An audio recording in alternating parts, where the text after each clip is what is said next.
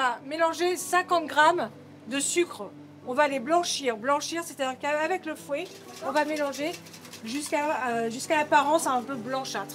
Fabrication du dessert du jour chez les cuistots migrateurs. La recette est simple, mais nécessite un peu de technique. Donc la crème brûlée, on peut l'aromatiser avec beaucoup de choses. Avec du safran, par exemple, si on veut. Avec d'autres épices.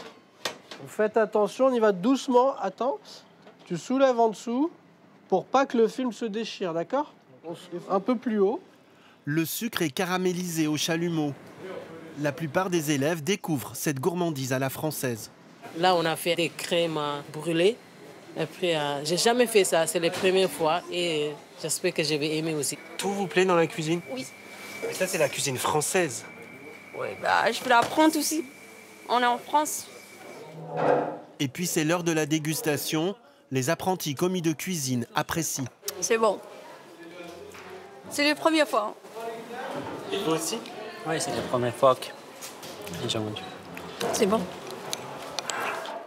Comment ça s'est passé pour vous? En cours théorique, retour sur la première journée, il faut débriefer et revenir sur les notions apprises. On réexplique. Comment on appelle ce riz, cette cuisson du riz? C'est pas du riz basmati, c'est du riz long. Riz pilaf, voilà. Donc on va faire revenir les oignons et on va ajouter du bouillon. Ça serait pourquoi? Tous sont à l'écoute, presque religieusement. Les œufs, tout à fait. Hop.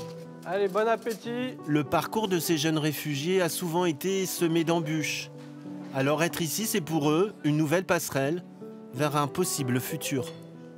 On a une variété d'élèves, à peu près 40 nationalités représentées, un gros 2 tiers de personnes peu ou pas scolarisées, 1 tiers de personnes qui effectivement étaient cadres, journalistes dans leur pays d'origine et qui passent par la cuisine pour se réintégrer.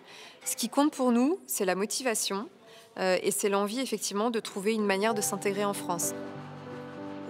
Dans le prochain et dernier épisode, nous irons à la rencontre d'anciens élèves des cuistots migrateurs. L'un d'entre eux a même intégré la cuisine d'une célèbre brasserie parisienne de renommée internationale.